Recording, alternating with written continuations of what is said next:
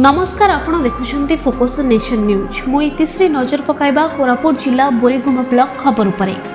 अंतरराष्ट्रीय ठकेई राकेटर मास्टरमाइंड को काबू कला पुलिस। अंतरराज्य ठकेई राकेटर मास्टरमाइंड को गिरफ्त करथिबा नै एक प्रेसमिट जोगे सूचना दैछन्ती बोरीगुमा एसडीपीओ हरेकृष्ण माझी। बजार दर ठारू अधा टंकारे समस्त प्रकार घरोई उपकरण जोगाई देबा नारे लोकंक ठारू लक्ष लक्ष टंका लुटी नै राति अधिया चंपट मारिथिबा मास्टरमाइंड अब्दुल ताइजुद्दीन को गिरफ्त करिछि बोरीगुमा पुलिस। गत 2018 मसीहा ठारू विभिन्न राज्य रे एही रैकेट सक्रिय थिला। ओडिशार बोरीगुमा सहरर हाटपदारे रजा ट्रेडर्स नाम एक दुकान खोलिथिला।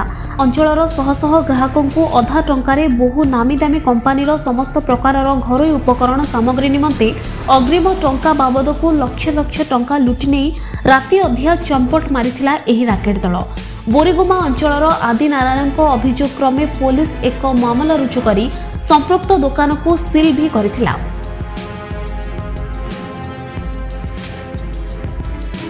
आउ एही ठकेईर रैकेट किछि दिन हेबणी छत्तीसगढ़ राज्य शक्ति सहर रे भी एप्पल होम रीडर्स नाम दुकान खोली एक सप्ताह धरी लोकों को ठकेई करिवार जाल बिछाइथिला। दीर्घ 2 वर्ष हेबणी बोरीगुमा पुलिस एही ठकेई दल को खोजुथिला। एतिके बेले कोनोसी सूत्ररु बोरीगुमा थाना अधिकारी एवं एसआई श्रीकांत साहू सेही दुकान रे पहुंची एही ठकेई रैकेटर मास्टरमाइंड अब्दुल ताइजुद्दीन को काबू करिबारे सफल होइथिले। एमितिकी शक्ति सहर रे भी 35 जन ग्राहकों ठारू 63,000 टंका ठकेई करिथिला एही दल। शक्ति पुलिस से सबु टंका को जबत करी ग्राहकों को फेरस्त करिछि।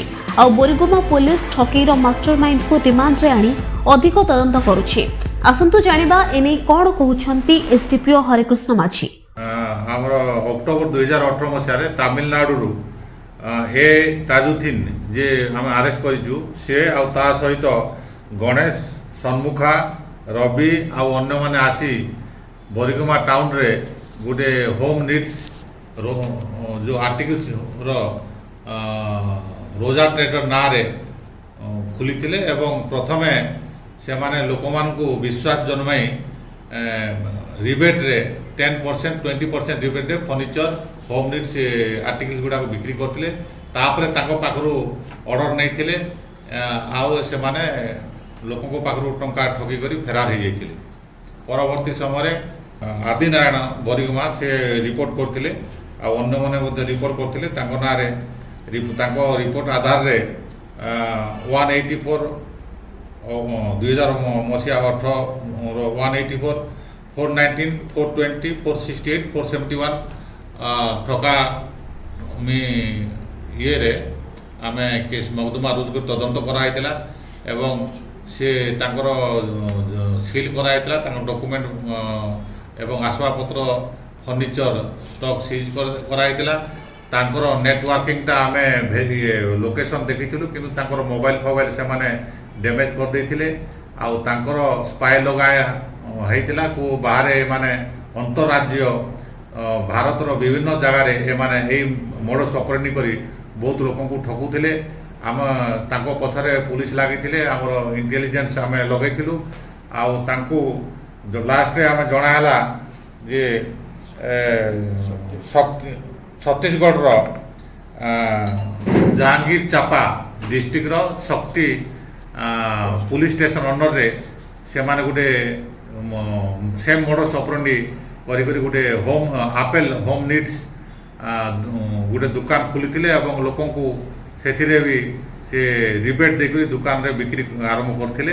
एही पुलिस खबर पाइबा परे एसपी साहब को निर्देश क्रमे आमर बोरीगुमा थाना अधिकारी इंस्पेक्टर संजय मंडल आउ सब इंस्पेक्टर साहू बाबू श्रीकांत साहू गोटे टीम आम पठाइला तांको वेरिफिकेशन करबा पई सेठी आमे वेरिफिकेशन करी अरेस्ट कराला काली एवं आज रिमांड रे ट्रांजिट रिमांड रे अणाला बोरीगुमा को आउ आज कोर्ट को चालान करू।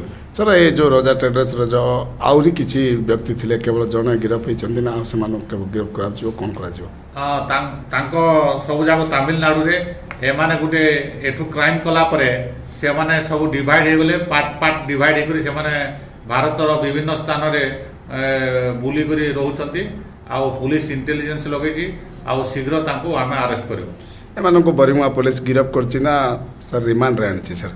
ନାଇଁ ନାଇଁ ସେମାନେ ନିଜେ ଯାଇଛନ୍ତି, ନିଜେ ଆମର ବରିଗୁମା ପୁଲିସ ଏସ୍ପି ସାହେବଙ୍କ ନିର୍ଦ୍ଦେଶ କ୍ରମେ ସେଠିକି ଖବର ଆମେ ପାଇବା ପରେ ସେଥିରେ ଯାଇକରି ଆମେ ନିଜେ ଯାଇକରି ସେଠି ଆମେ ଆରେଷ୍ଟ କଲୁ।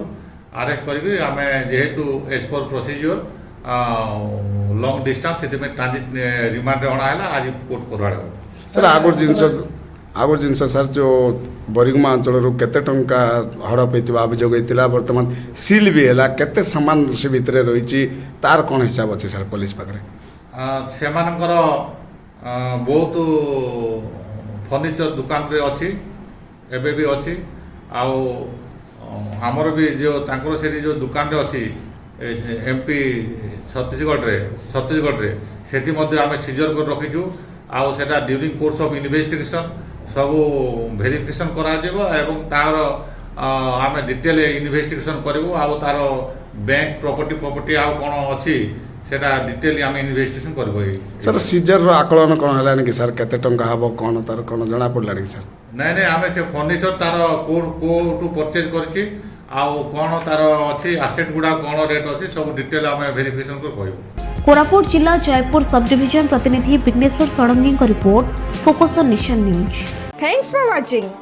Please subscribe our channel, click on bell icon to get latest updates and don't forget to like, comment and share.